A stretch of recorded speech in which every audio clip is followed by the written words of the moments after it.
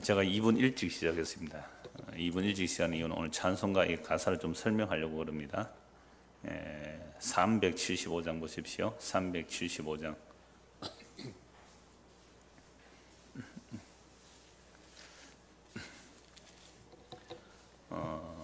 왼쪽 위에가 그 작사가가 되어 있거든요. 375장 왼쪽 위에 뭐라고 되어 있습니까?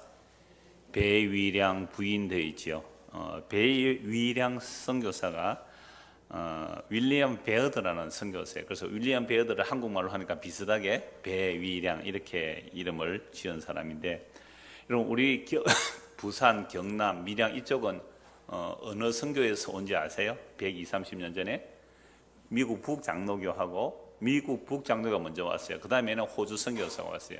그래서 우리나라를 선교할 때에 뭐 경상도는 북장로교,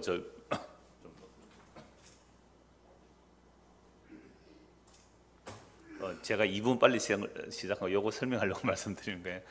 그러니까 북장로교가 먼저 왔고 뒤에 북장로교회가 호주 선교사들에게 넘겨줬어요.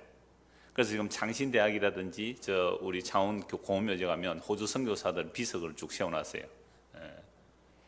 그래서 이 배위량 부인 이렇게 돼 있잖아요. 이름은 A.A. 베어드 돼 있죠. 그러니까 미국은 남편 그 성을 따니까 윌리엄 베어드인데요. 그래서 배위량 부인으로 돼 있는데 작사가 언제 돼 있어요? 1895년 이렇게 돼 있죠. 그러면 이제 선교 초창기란 말이죠. 이 부산 지역, 경남 지역, 또 밀양 지역까지 제 모교가 지금 111년이 되었어요. 역사가. 그래서 교회 역사를 한번 정리하자. 우리 세대가 아니면 정리할 사람도 없다 해서 제가 지금 이거 좀 자료를 보고 있는 중인데, 거기 보니까 복음이 이제 밀양까지 오는 일에 이 배위량 선교사가 활동한 거죠. 경남에서 부산, 경남, 밀양까지 전도하고 북장로회가 호주 선교사에게 넘겨주고 북장로회는 대구 쪽으로 갑니다. 그런데 이 배위량 선교사가 밀양까지 와서 선교를 한 거예요. 그래서 제가 오늘 찬송을 딱 보는데 배위량 이거 자료를 봤는데 해서 제가 정리해 놓은 내용을 잠시 말씀드리는 거예요. 그러면 120, 30년 전에 이 땅의 선교사들이 미국에서 여기 왔을 때에 이 경남은 어땠을까요? 예? 저 밀양은 어땠을까요? 정말 짐승우리 같은 곳에서 사람들이 살았거든요. 무슨 거기에 전기가 있었어요? 수도가 있었습니까? 그냥 운막집에 사는 그런 곳에 배위량 선교사 부부가 왔단 말이에요. 그러니까 이 부인이 이 한국에 와서 전도할 때 캄캄한 길이 몰라요. 지금 밀양으로 가야 될지 대구로 어디로 갈지 몰랐어. 어떻게 성할지 몰랐단 말이에요. 그럴 때 이 배위량 선교사 부인, 배위량 부인이 이걸 가사를 썼단 말이죠. 그런 느낌을 가지고 한번 찬송해 봅시다. 나는 갈 길 모르니 주여 인도하소서. 어디 가야 좋을지 나를 인도하소서. 어디 가야 좋을지 나를 인도하소서. 아무것도 모르니 나를 가르치소서. 어찌해야 좋을지 나를 가르치소서. 어찌해야 좋을지 나를 가르치소서. 아이같이 어리니 나를 도와주소서. 힘도 없고 약하니 나를 도와주소서. 힘도 없고 약하니 나를 도와주소서. 마음 심히 슬퍼니 나를 위로하소서. 어찌 어지없이 다니니 나를 위로하소서. 어지없이 다니니 나를 위로하소서. 아멘.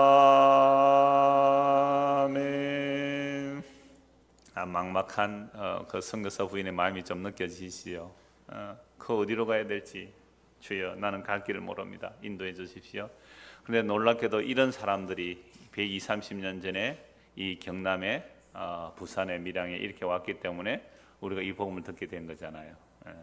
그냥 갈 길을 알지 못했다는 거죠. 그런데 주께서 인도하셔서 오늘 우리가 또 이런 복음을 듣게 된 것입니다. 이제 말씀을 보겠습니다. 잠언 13장입니다. 잠언 13장. 오늘 15절부터 25절까지 보겠습니다. 우리 같이 읽을 말씀은 24절에서 25절만 같이 읽겠습니다. 24절에서 25절. 매를 아끼는 자는 그의 자식을 미워함이라. 자식을 사랑하는 자는 근실히 징계하느니라. 의인은 포식하여도 악인의 배는 줄이느니라. 아멘. 오늘은 24절 중심으로 15절에서 25절까지 보겠는데요. 매를 아끼는 자는 그의 자식을 미워함이라. 자식을 사랑하는 자는 근실히 징계하느니라. 그래서 오늘 제목은 근실히 징계함이라는 제목으로 말씀을 나누고자 하는데요. 여러분, 지난주에 우리가 무슨 말씀을 보았습니까? 14절이었죠. 지혜 있는 자의 교훈은 생명의 샘이니 사망의 그물에서 벗어나게 하느니라. 그래서 생명의 샘에 대해서 말씀을 드렸습니다. 여러분, 인간이 타락해서 에덴 동산에서 쫓겨났단 말이죠. 그런데 에덴 동산에는 뭐가 있었다고 합니까?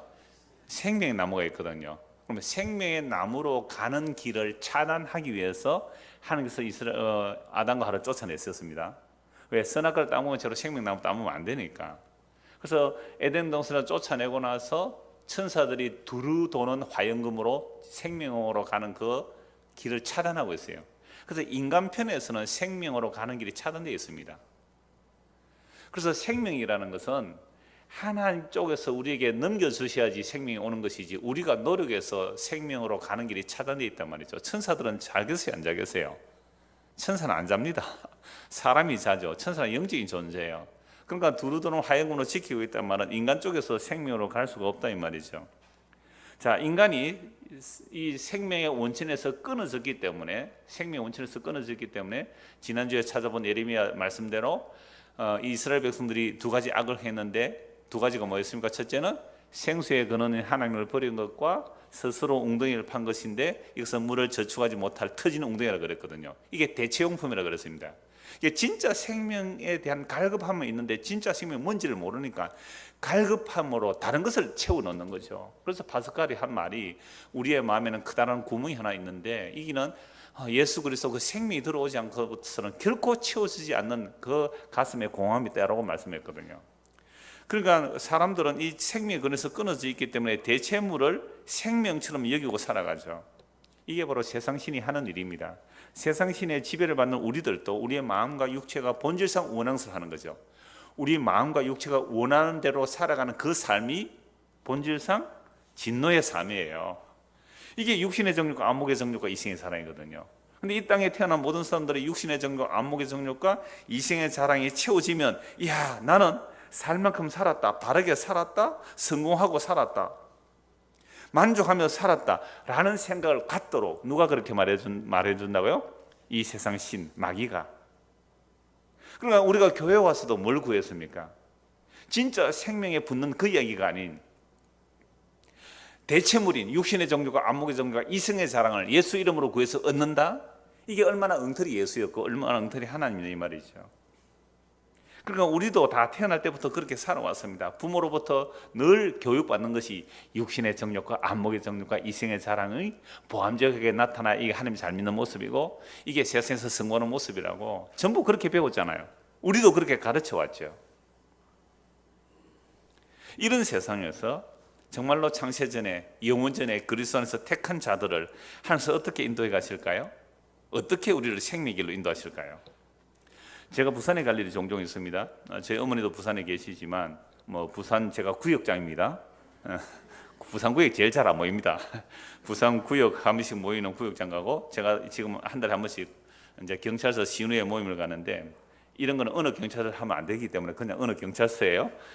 그 모이는 교회당이 재성동에 있는데, 저는 그 교회당 알아요. 옛날에 몇 번 가본 교회당이기 때문에. 그 재성동 알고 가지만 오랜만에 가기 때문에 제가 한 4개월 전에 내비게이션을 켜고 갔어요. 그런데 가는데 제가 아는 길이 아니라 자꾸 다른 곳으로 우회시키는 거예요. 그래서 이게 새로운 길이냐고 할 수 없이 따라갔죠. 그러니까 차가 꽉 막혔어요. 만덕터널을 지나서 재성동까지 가면 안락 로타리 지나고 뭐 미남 로타리, 안락 로타리 지나고 막 차가 얼마나 막히는지 몰라요. 시간은 다 돼가고, 제가 5시 50분에 4시 50분에 나섰는데 2시간 전에 나가거든요. 2시 10분 전에 나갔는데, 물론 지금은 우회합니다. 이 김해로 가서 양산으로 가면 1시간 안 걸려서 가거든요. 시내로 가면 2시간 걸리고. 그래서 한 15km 정도 멀어도 돌아가는 게 훨씬 빨라서 거리로 가는데, 여하튼 처음에 내비를 따라갑니다. 그런데 내가 분명히 아는 길에서 자꾸 우회해래요. 새 길이 낫는가 가보니까 좁은 골목길로 갑니다. 왜 이 길로 인도하지?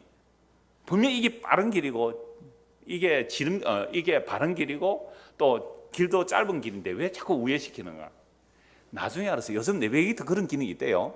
앞에 차가 길이 막히면 우회를 시키더라고요. 그래요? 여러분 그런 거 아세요? 저는 그거 몰랐거든요. 그냥 나중에 알고 보니까 전에 또 한 번 그랬어요. 부산의 동서고가 굉장히 막히는 거야. 차가 자꾸 우회해요. 주는 직진해야 되는데 따라갔어요. 따라가다 다시 또 올리더라고요. 다리를 꽉 막혀 있으니까 우회하더라고요. 제가 왜 이 말씀을 드리냐면, 우리 인생도 이런 거죠. 우리는 내가 아는 길로 가야 된다 그러잖아요. 내가 예측할 수 있는 길을 가야 한단 말이죠. 그래서 내가 예측하는 길을 미리 설정해 놓고 우리는 하나님께 뭐예요? 도와달라고 하잖아요. 그런데 잘 안 들어주죠. 그럼 어떻게 해요? 철야의 기도를 해야죠. 아니면 금식까지 하잖아요. 그래도 안 되면 서원을 해야죠. 미리 성금을 딱 거는 거죠. 그리고 하나님, 내 이 소원 이루어지면 내가 이렇게 하겠습니다라는 그 서약, 서원, 이게 하나님하고 거래하는 거잖아요. 그러니까 우리가 생각하는 인생의 길, 목표점, 방향점 있습니까? 없습니까? 우리 각자가 다 있습니다. 없는 사람 없어요. 그런데 내가 가는 그 길은 그대로 두면 무슨 길이에요? 사망의 길, 멸망의 길, 그게 본질상 진노받는 자의 길로 가요. 하나님의 백성이라면 그 길을 가도록 내버려 두겠어요? 우회해라 그죠? 우회. 아니요, 하나님 그 길로 가면 죽는 길이에요. 그 길로 가면 망하는 길이에요. 가라니까. 안 가요. 우리는 고집 얼마나 센지 아세요? 우리는 내가 설정한, 내가 예측한, 내가 목표치가 있는 그 길로 가려고 가는단 말이에요. 여러분, 한국교회 대부분의 사람들이 자기 자녀들이 어떻게 되었으면 좋겠느냐 할 때, 제가 그 뉴스 엔조이에 나오는 것을 봤어요. 뭐 일반 대학 정도 나오고, 일반 대학 정도 나오고 공무원 정도 하면 부끄럽지 않는, 그 정도는 안 되겠느냐. 그거 바라고 기도한대요. 그게 교회 다니는 사람들이. 여러분들 안 그래요? 우리 자녀가 크고 있는데 뭐 중학생, 고등학생 되면 처음에는 뭐가 기대를 많이 했지만 잔뜩 했죠. 다 전부 천재 같죠. 아이들이 전부 자기 어릴 때는 다 천재 같아. 근데 얘가 초등학교 달라지고 중학교 달라지고 고등학교 달라지면 그저 일반 대학이나 나와서 공무원이나 했으면 그저 욕이나 안 듣는 정도로, 그게 기도 제목으로 올라온대요. 큰 교회에 그게 기도 제목으로. 그러니까 우리의 삶의 어떤 예측치는 딱 정해놨단 말이에요. 그래서 그걸 가지고 기도 제목으로 올린다. 송구영신 기도 제목에 올린단 말이에요. 그런 걸. 그게 뉴스로 나왔어요. 그런데 하나님께서 어떻게 하세요? 세상에 시험에 떨어지게 만드실 때도 있잖아요. 형편없는 곳에 재수 3, 4기도 할 수 있잖아요. 그럼 우리는 어떤 마음이 듭니까? 하나님 왜 이러십니까? 왜 내가 예측에는 그 길로 인도 안 해주십니까? 내가 뭘 그렇게 하나님 앞에 짜다라 잘못했다고. 짜다라는 말 아세요? 내가 하나님 앞에 뭘 그렇게 짜다라 헌신, 충성, 봉사를 못했다고 날 이렇게 갈구시는 겁니까? 라는 식으로 우리의 길을 예측해놓고 가려고 해요. 그런데 그 길로 가면 망하거든요. 망하기 때문에 하나님께서는 그 길을 가로막는 겁니다. 그래서 우회를 하라고 하면 우회 안 하면 차를 전복시켜야죠. 우리 인생을 전복시켜서라도 생명의 길로 가게 만듭니다. 그러함에도 불구하고 우리는 또다시 어떻게 해요? 우리의 길을 고집하며 살아가죠. 전에 이런 예를 한번 말씀드리는데 외국 영화인데요, 배가 침몰했어요.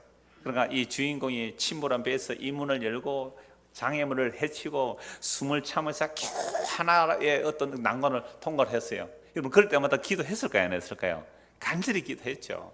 그리고 또 다음 코스로 가서 큰 난관을 헤치고 또 겨우 죽을 똥 살 똥 살아났단 말이에요. 그리고 또 다른 난관이 있어요.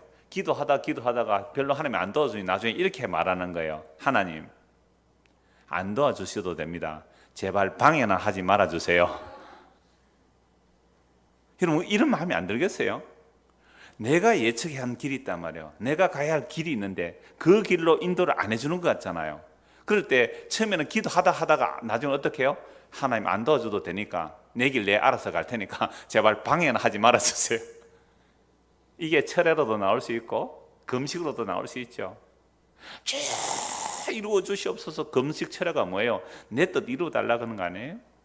너희가 나를 따라오려면 자기를 부인하고 자기 십자가를 지고 가라고요. 좁으면 좁은 길로 가라고요. 그게 겉으로 보니까 무슨 길로 보여요? 죽는 길로 갔잖아요. 사망의 길. 그게 사는 길인데 우리는 내가 살 길로 가려고 하죠. 그게 사망의 길이고 이게 멸망의 길이거든요. 그래서 도대체 하나님 왜 나만 가지고 그래요? Why me? 왜 나만 갈고요? 하나님의 전지전능하시다면서 왜 내 환경만 이렇게 어렵게 만듭니까? 라는 항의가 여러분에게 없었습니까? 지금은 없습니까? 근데 이게요 되게 불경스러워 보이지만 하나님의 선지자들도 다 이런 고민을 하고 갔습니다. 욥 어떤 사람이었어요?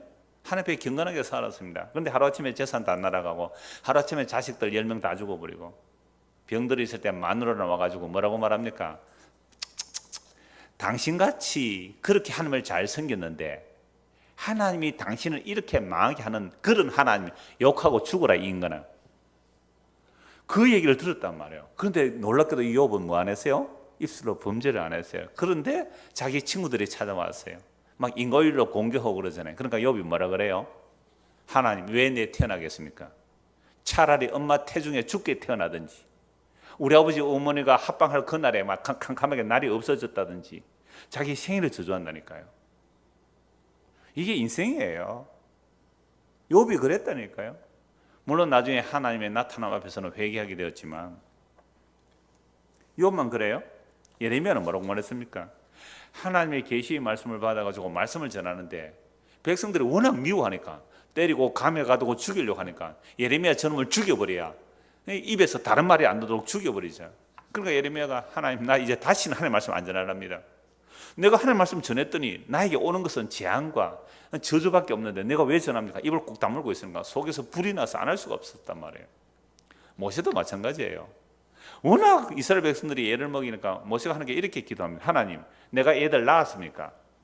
내가 난 자식입니까? 왜 나한테 다 맡깁니까 이거? 나 힘들어 못하겠어요.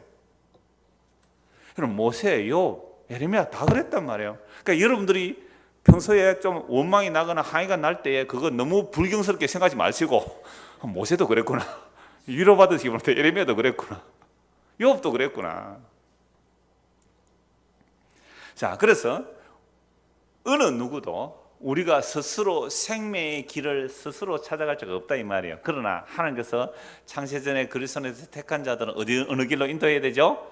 생명의 길로 인도를 해야 됩니다. 그래서 생명의 길로 어떻게 인도하시는지 오늘 보면 15절부터 보겠습니다. 선한 지혜는 은혜를 베푸나 사악한 자의 길은 험하니라.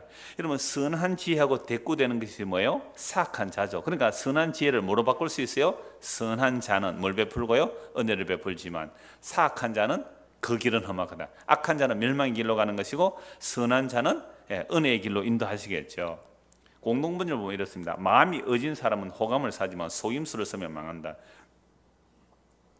이런 말씀을 가지고 일반적으로 세상 교훈을 말할 수도 있지요. 참 선한 사람은 사람들의 은혜를 베푼다. 악한 사람들은 그건 결국은 망한다. 이렇게 보면 가장 단순하게 볼 수 있는 세상적 교훈이 되죠. 그게 율법적 교훈이 될 수 있죠. 선하게 살면 사람들의 은혜를 베풀고 선한 사람의 은혜를 베풀고 악한 자는 길은 험하다. 지금 악한 자가 잘 나가는 것처럼 보이지만 결국 그 길은 멸망이다 이렇게 말해도 돼요. 이렇게 만약 해버린다면 이것은 율법적 해석이 되는 겁니다. 그래서 잠언서의 말씀도 율법적 해석이 아닌 예수님의 그 십자가의 완성, 십자가로 해석을 해야 되는 게 마땅하죠. 자, 그래서 성경은 일반적 세상 교훈을 말하는 것이 아니에요.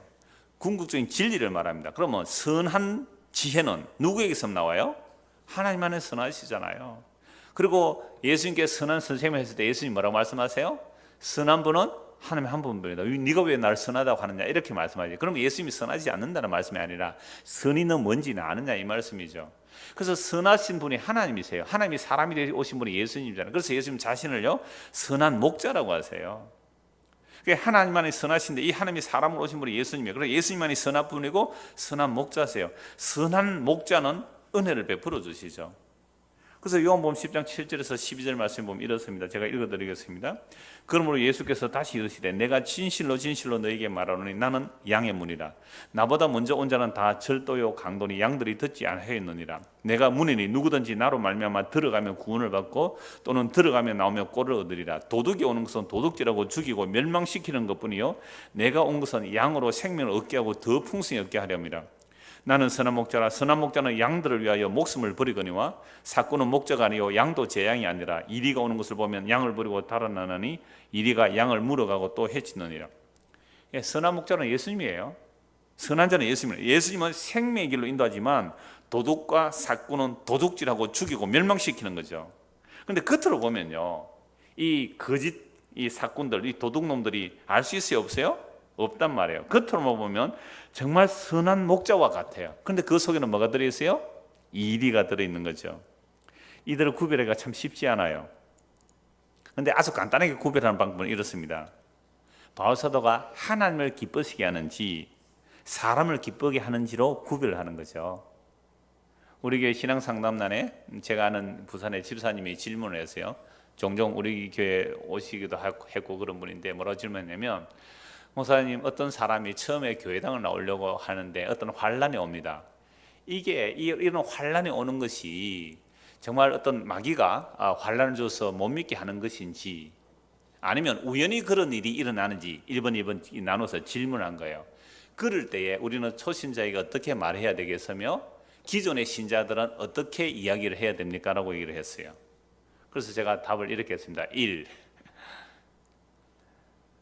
예수를 믿으려고 교회에 나올 때에 환난을 당하는 정도가 아니라 자기를 부인하고 자기 목숨을 버리고 주님과 죽는 길입니다 라고 전해야 됩니다. 그러나 당신이 교회당에 나오는 것은 예수님과 함께 죽으려고 나와야지 뭐 세상에 복이나 받고 환난을 안 당하고 그렇게 하려면 오지 말라고 해야 됩니다. 그렇게 말하지 않는다면 그건 초신자에게 마음에 초신자의 길을 좋게 하려고 말씀을 타협한 겁니다. 2. 그러면 기존 신자는 어떻게 해야 됩니까? 기존 신자는 우리가 세상에서 환난을 당할 뿐만 아니라 재앙을 받아서 어떤 죽임을 당한다 할지라도 예수 그리스도의 생명에서 끊어지지 않는 이것이 진짜 하나님의 사랑입니다. 이 말을 하는 사람들이 기존 신자여야 합니다. 어제 답을 그렇게 했거든요. 오늘 그게 답글이 달렸어요. 목사님 죄송합니다. 초신자 꼬시려고 했던 내가 부끄럽습니다. 눈물이 다 납니다. 그러니까 생명의 길이라는 것은요 사람들이 스스로 찾아올 수 없는 길이에요. 누가 그렇게 말하는데 찾아오겠느냐 이 말입니다. 그래서 정말로 사람의 기쁨을 구하면 그리스도의 종이 아니라고 했거든요. 그럼 우리 교회 넓은 교회는 사람을 좋게 합니까? 하나님을 좋게 합니까? 대답 한번 해보실래요? 저는 사람을 참 좋게 하는 것 같아요. 왜? 아무 일도 안 시키는가 편해서 오는 거 아닌가 이런 생각이 자꾸만 들어요. 여러분 각자에게 한번 물어보십시오. 내가 넓은 교회 오는 것은 내 좋아서 오는지 정말 하나님이 기쁘시게 하기 위해서 오는지. 이건 숙제로 드리겠습니다. 16절입니다. 무릇 슬기로운 자는 지식으로 행하거니와 미련한 자는 자기의 미련한 것을 나타냅니다. 슬기도 하나님께로부터 받은 거거든요. 슬기로운 자는 지식으로 행하지만 미련한 자는 자기의 미련한 것으로 행하는 거죠. 그래서 선한 목자의 인도를 받는 사람은 슬기로운 지식으로 행하지만 미련한 자는 자기의 미련한 것을 나타냅니다. 근데 우리가 평소에 살아가는 방식은 슬기로운 지식, 곧 생명의 길로 가는 자들이 아니라 자기의 미련한 것을 위하여 가고 있음을 발견하게 돼요. 물론 스스로 발견할 수가 없어요. 미련한 길은 곧 멸망의 길인데 그 길이 옳다고 주장해서 우리는 갑니다. 이 미련하고 멸망의 길로 가면서도 사람들에게 주장할 뿐 아니라 하나님 앞에서도 내 길이 옳다고 주장하는 자가 바로 미련한 자들이죠. 자, 이런 미련한 것들이 들통이 나는 사건, 이게 하나님의 말씀을 듣는 일들이죠. 그래서 만약에 내가 가는 길이 아까 처음에 말씀드렸잖아요. 생명의 길로 갈 수 있는 사람이 없어요. 근데 사람들이 겉으로 볼 때는 저 사람이 참 바른 길로 간다고 싶지만 그 끝이 멸망의 길이 있다고 잠언에서 말씀하고 있잖아요. 그러니까 우리는 미련하기 때문에 내가 육신의 정욕과 안목의 정욕과 이성의 자랑의 길로 가지는 그것을 저 사람 참 하나님을 잘 섬기더니 복을 받았구나, 나도 저런 길로 가야지라는 그 길이 무슨 길이에요? 미련한 자의 길이에요. 성경에서 그렇게 가는 길이 없거든요. 그래서 우리가 그 미련한 길로 가고 있을 때에 아까 제가 전복이라는 얘기를 했잖아요. 차가 가다 뒤집어지듯이 우리 인생길이 그 길로 가다 뒤집어지는 거예요. 전복이 일어나야 돼요. 이건요, 자아가 무너지거든요. 정말 요즘 아이들 말로 쪽팔리는 일들이 터지는 거죠. 정말 쪽팔려요. 그렇게 될 때에 왜 이렇게 되었느냐고 정말 말씀 앞에 곰곰이 자신을 돌아보고 말씀을 비춰보면 내가 그동안 가는 이 길이 멸망의 길이었기 때문에 하나님께서 브레이크를 잡아주셨구나. 만약 하나님께서 브레이크를 잡아서 나에게 전복이 일어나지 않았다면 나는 멸망의 길로 갈 수밖에 없었구나 하고 돌이키면서 슬기로운 자의 길, 그게 보이는 거죠. 여러분, 우리 인생이 얼마나 목이 고든 백성인지 아세요? 이스라엘 백성들만 그런 게 아니에요. 우리가 고집하며 주장하는 그 길이 멸망의 길인데 이걸 정말 생명처럼 붙들고 간단 말이에요. 그러니까 하나님께서요, 우리 앞에 와서 제가 흔히 이런 얘기를 해요. 차가 이렇게 내리막길로 막 달려올 때, 옛날에 그런 진짜 실화인지 이야기인지 봐세요. 차가 막 내리막길로 오는데 아마 이야기였죠. 자기 아들을 치는 거죠. 자기 아들을, 하나뿐인 자기 아들을. 그래서 차가 브레이크를 사고 차가 전복되더니 차가 아이들 치니까 다른 아이를 살렸다는 얘기하면서 하나님이 자기 아들을 죽였다면, 이렇게도 아주 감성적인 얘기를 하던데요. 우리 인생길을 막을 수 있는 방법이 그냥 말로 해서 막을 것 같으면, 그죠? 말로 해서 막혀질 것 같으면, 멸망으로 가는 길이 말로 해서 막아질 것 같으면 예수님이 안 죽어도 되는 거예요. 예수님이 죽어야만 우리와 함께, 우리 앞에서 죽으시고 우리와 함께 죽으셔야만 우리가 멸망의 길로 하고 생명의 길로 가는 겁니다. 우리의 미련함이 그렇게 굳은 거예요. 이 미련함이 얼마나 두껍게 자리에 잡혀 있는지. 그래서 아이에게 미련한 것이 박혀있기 때문에 매를 때리려 그래요. 이 매대 부분은 오늘 나옵니다만 다음에 뒤에도 계속 나오니까 그때 말씀 보기라고, 오늘은 사람이 사람 자녀를 징계하는 내용이 아니라 하나님께서 우리를 징계하시는 그 내용을 좀 초점을 맞추려고 해요. 그래서 우리가 스스로 슬기로운 자의 길이나 생명의 길로 갈 수 없기 때문에 우리를 전복시켜서 생명의 길로 이끌어 가시는 겁니다. 17절입니다. 악한 사자는 재앙에 빠져도 충성된 사신은 양약이 되느니라. 세상에서도 심부름을 잘해야 되잖아요. 어떤 사람이 일을 맡길 때에. 그런데 하나님께서 보내시는 그 사자 중에 악한 사자는 자기도 재앙에 빠지고 또 다른 사람들도 재앙에 빠지게 만들 거예요. 그러나 충성된 사자는 양약이 된다. 이게 마음을 시원케 한다. 잠언서 전도서 또 나오는 말씀이 있어요. 하나님의 사자가 정말 하나님께로부터 보냄을 받은 종이라면 하나님의 마음을 어떻게 하는 것이 시원케 하는 거예요? 하나님의 말씀을 있는 그대로 전하는 자가 하나님의 마음을 시원케 하는 거란 말이죠. 그런데 악한 사자는요, 자기도 재앙에 빠지고 그 사람의 말을 듣는 자도 재앙에 빠지게 만드는 겁니다. 그 모퉁이 돌 성경 이상 목사가 이렇게 설교를 종종 해요. 설교할 때마다 저는 비전이 없습니다. 굉장히 강력하거든요, 메시지가. 저는 비전이 없습니다. 종 주제에 무슨 비전이 있습니까? 시키면 시키던 하면 되죠. 시키면 시키던 하면 되죠. 맞아요, 그 말이. 종이 왜 비전이 있어야 돼요? 시키면 들어야죠. 근데 시키는 것을 어떻게 알아요?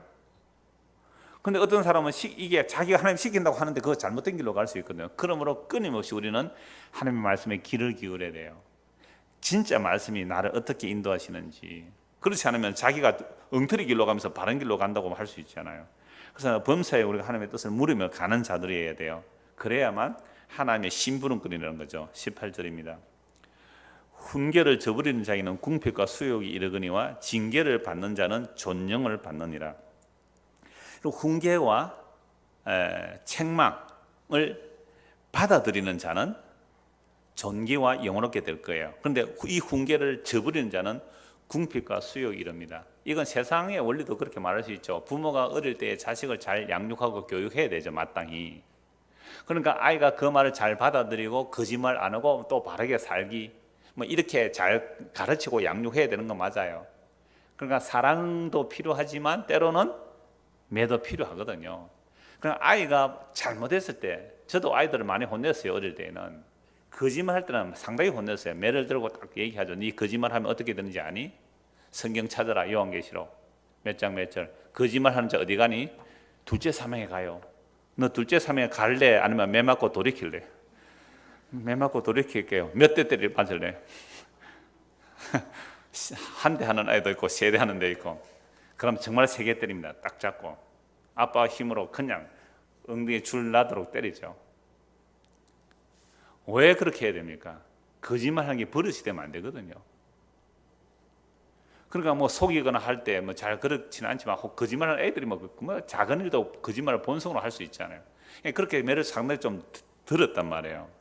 근데 그걸 받아들이면 그 아이는 바른 길로 가요. 근데 그걸 안 받아도 집 뛰쳐나올 수도 있잖아요. 그럼 어떻게 돼요? 이 뭐 어쩔 수 없는 거예요. 훈계를 받아들이지 않아서는, 그 훈계를 받아들이지 않으면 저버리면 궁핍과 수욕이 일어나요. 여러분 창원의 살인 사건, 골프장 그 뭐 살인 사건 범인 잡혀서 서울에 온 거 다 뉴스 보셨을 거예요. 참 끔찍한 일이죠. 그런데 그보다 더 끔찍한 일이 어디서 일어났습니까? 17살 여중생, 뭐 학교를 안 다닌다 그랬더만은 IQ가 140이에요. 아빠가 의사고 엄마도 일을 한대요. 이 아이가 8살 아이를 유기해서 사체까지 유기해서 손가락 잘라가지고 손가락 어떤 친구에 선물을 했대요. 그 손가락 잘라오라고 한 그 아이가 목사 딸이래요. 그러면서 변호사를, 막강한 변호사를 뭐 10몇 명, 막 부장검사 이런 사람 하면 뭐 수천만에서 1억까지 한대요. 부장검사 출신 뭐 이런 사람들 변호사를 대동했는데 오늘 뉴스 보니까 변호사가 이렇게 변론했대요.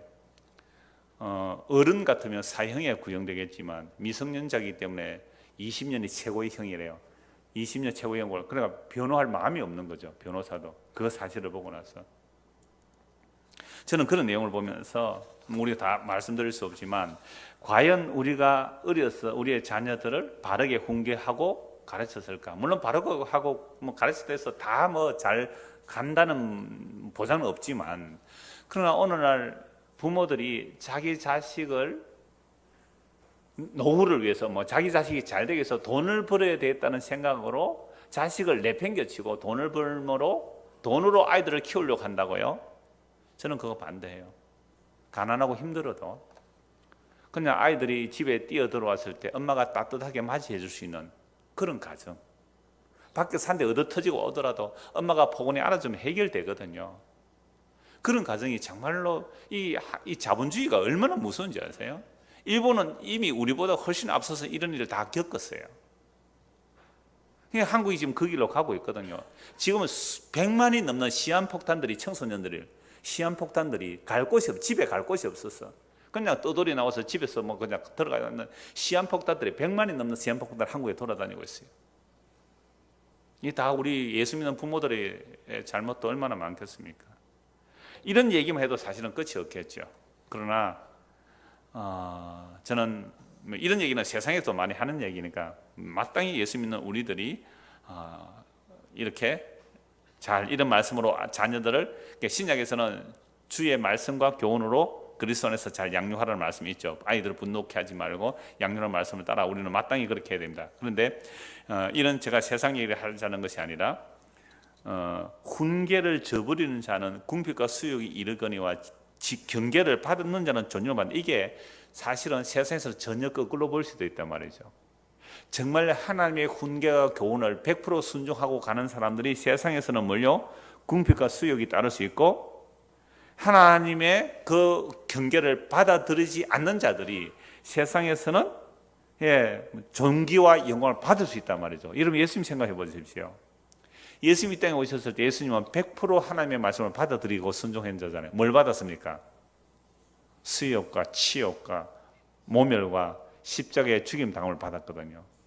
그런데 하나님의 교훈과 공개를 받아들이지 않는 자들은 종교 영광을 받았어요. 바리새인, 서기관, 사두개인들, 대제사장들.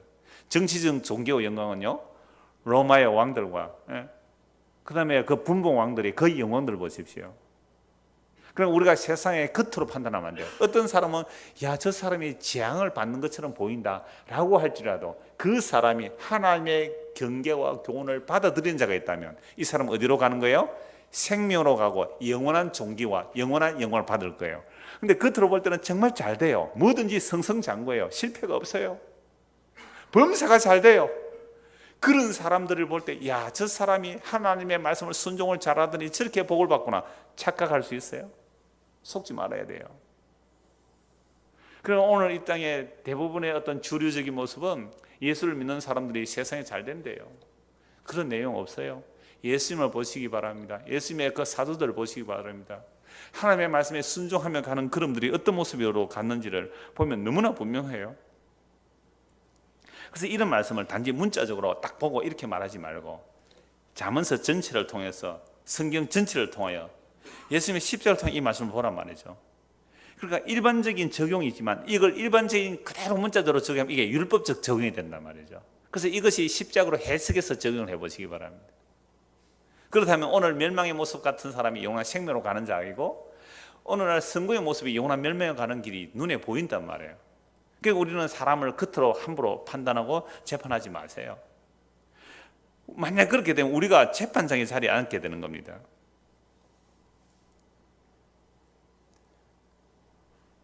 그런데 우리는 궁핍과 수욕의 길을 원해요? 원하지 않아요? 원하지 않죠. 그래서 세상에서도 궁핍과 수욕을 안 받으려고 애를 쓰고 가면 쓰고 이렇게 나온단 말이에요.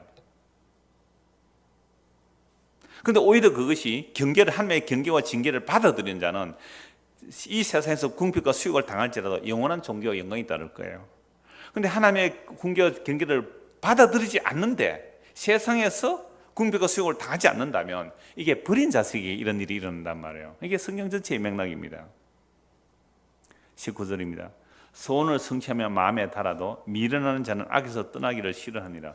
이건 그냥 평범하게 보면 이렇죠. 우리도 뭔가 소원을 간절한 소원을 가지고 있다가 소원이 성취되면 뭐요? 마음이 달죠. 마음이 참 기쁘단 말이에요. 그런데 미련한 자는 악에서 떠나기를 싫어한다. 그렇다면 이 말씀 이렇게 해석하면 안 되죠. 소원을 성취하며 마음에 달아도 미련한 자는 악에서 떠나기를 싫어한다. 그러면 미련한 자는 소원 성취가 된다 안 된다? 안 된다는 거잖아요. 그럼 미련한 자는 악에서 떠나기를 싫어하기 때문에 소원이 성취가 안 된다. 그래서 마음에 담이 없다. 마음이 달달한 게 없다. 이게 무슨 내용일까요? 요한복음 3장 17절을 한번 보십시다. 여기 두고요. 요한복음 3장 17절. 그러니까 미련한 자는 악에서 떠나기를 싫어하는데 왜 악에서 떠나기를 싫어하느냐 보자는 겁니다. 요한복음 3장 17절.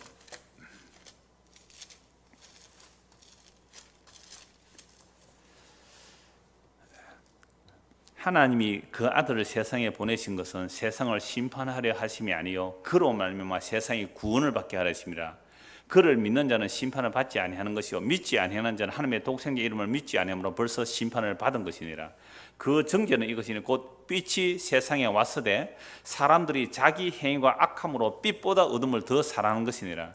악을 행하는 자마다 빛을 미워하여 빛으로 오지 아니하는 이는 그 행위가 드러날까며 진리를 따르는 자는 빛으로 오나니 이는 그 행위가 하나님 안에서 행한 것임을 나타내려 함이라 하시니라. 방금 우리가 잠언서를 읽었을 때에 소원을 쓰게 마음이 달지만 미련한 자는 악에서 떠나기를 싫어한다 그랬잖아요. 그러면 예수님께서 이 땅에 뭐로 오셨어요? 빛으로 오셨잖아요. 그럼 빛으로 오셨다면 우리가 빛이신 예수님께로 가서 그 빛을 받아들이면 우리가 뭘 얻는 거죠? 소원 성취죠. 진짜 소원 성취잖아요. 진짜 생명 얻는 거거든요. 그래서 예수님은 빛이라 그러고 생명이라 그러잖아요. 길이라 그러잖아요. 그럼 우리가 예수님으로 가서 정말 예수님을 만나고 그 예수님이 내 안에 들어오고 내가 예수님 안에 들어가게 되면 이걸 뭘 얻는 거죠? 생명을 얻고 빛을 얻었다면 소원 성취잖아요. 진짜 소원 성취는 이거예요. 그러면 세상에 썩을 소원이 아니잖아요. 우리가 가진 소원이. 정말로 우리의 소원 성취가 뭐예요? 내가 그리스도 안에 그리스도가 내 안에 진짜 생명 있는 그게 소원 성취 아닙니까?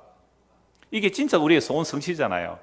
그런데 악인들은 이 소원 성취를 하려고 안 가요. 왜 안 간다고요? 미련하기 때문에. 왜 미련해요? 악에서 떠나기를 싫어합니다. 그럼 이 악이 뭘까요? 이 악이 뭘까요? 조금 전에 제가 예를 들은 건 살인자들, 오히려 그들은 감옥에 가서 정말로 자기 인생을 돌아보고 회개하고 그 주께로 돌이킬 기회가 있을 수 있어요. 그런데 어떤 자들이 이 미련한 악에서 안 떠날까요? 예수님 당신을 보십시오. 누가 예수님께로 안 갑니까? 율법의 의로 흠이 없다는 자기 의를 가진 자들. 왜요? 그게 좋잖아요. 내 의가 좋잖아요. 그러니까 이 악에서 떠나기를 싫어하는 거예요. 그 정죄는 이것이니 곧 빛이 세상에 왔을 때 사람들이 자기 행위가 악함으로 빛보다 어둠을 더 사랑하는 것이라. 그러니까 빛보다 어둠을 더 사랑하는 그 어둠을 사랑하는 내용이 뭐예요? 우리는 자꾸 이걸 윤리도덕적으로 막 더러운 그런 얘기를 하는데 그 얘기 아니잖아요. 진짜 빛이 오셨고 생명 오셨는데 그 빛과 생명으로 안 나가요. 안 나가는 이유는 왜요? 자기 행위가 악함으로 빛보다 어둠을 더 사랑한 거예요. 빛보다 어둠을 사랑한 이 어둠이 자기 의라는 겁니다. 그래서 악을 행하는 자마다 빛을 미워하여 빛으로 오지 않아야 하나니. 그럼 이 악이 뭐예요? 정말 율법의 의로 흠이 없다는 자들의 그게 악이에요. 어둠이었죠. 그런데 우리는요 늘 나의 행위의 의로움을 차곡차곡 이렇게 마일리지 사듯이 사가지고 이거 쌓이면 쌓일수록 어디로 안 간다고요? 빛으로 안 가게 돼 있다니까요. 그러니까 교회에서 설교를 잘못하게 되면 예수님을 믿도록 만드는 게 아니고 어디로 가게 만들어요? 예수님과 점점 멀어지게 만들어버릴 확률이 굉장히 높다는 거죠. 이게 미련하여 자기 악을 떠나지 못해요. 그래서 21절 보면 진리를 따르는 자는 빛으로 오나니 그 행위가 하나님에서 행한 것임을 나타내요. 그러니까 우리가 만약에 빛으로 스스로 나갈 수 없는 거죠. 그런데도 빛으로 이렇게 나가는 사람이 있다면 그 행위가 누구에게서 일어난 거죠? 하나님 안에서 행한 거예요. 그래서 우리가 어둠이거든. 본질상 우리는 진노의 자식, 본질상 어둠이에요. 그게 어둠이 빛으로 나가면 빛으로 나가는 만큼 밝아집니까? 어두워집니까? 어둠이 어둠으로 드러난다니까요. 불을 이때는 한 탁 껐다 끄기 하면 좋은데 자, 우리가 어둠이잖아요. 그게 어둠인데 왜 빛으로 안 가요? 내 안에 어둠이 들통나거든요. 내 안에 어둠이 들통나니까 빛으로 안 간단 말이에요. 근데 이게 어둠인 줄 알아요? 몰라요? 우리가? 몰라요. 이게 자기 의로 가득 구축되어 있는 거죠. 그래서 빛이 가까이 오니까 자기 어둠이 들통나잖아요. 그래서 예수님께서 가장 진노하시고 책망하신 말씀이 뭐예요? 화 있을진지 화 있을 이 외식하는 서기관과 바리새인들이에요. 속은 아닌데 외식으로 덕지덕지 자기를 치자고. 이게 아담의 타락 이후에 모든 인간이 자기 화장을 다 하고 있잖아요. 자기 옷, 무화과로 만드는 그 옷을 입고 있는데 이게 더러운 누더기인데 이게 빛으로 가니까 밝아지니까 싫은 거예요. 그래서 아예 뭘 해버려요? 빛을 꺼버렸잖아요. 이게 십자가 사건이죠. 그래, 빛이 없어야 어둠끼리 내가 놈니 네가 놈니 이 짓거리를 하고 있는 거죠. 이렇게 해서 미련한 자는 악을 떠나기를 쓰래요. 그 악이 좋은 거죠.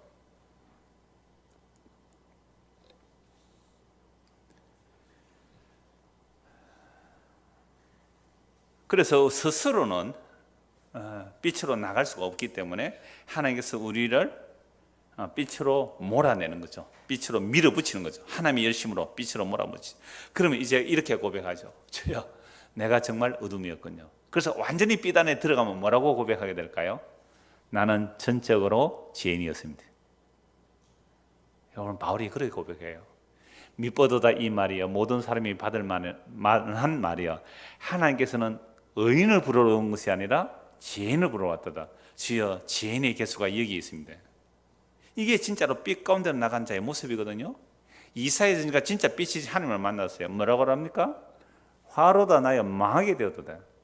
사도 요한이 부활한 영광의 주님을 만났습니다. 엎드려져 죽은 자같이 되었다고. 이게 빛으로 나간 자의 모습이에요.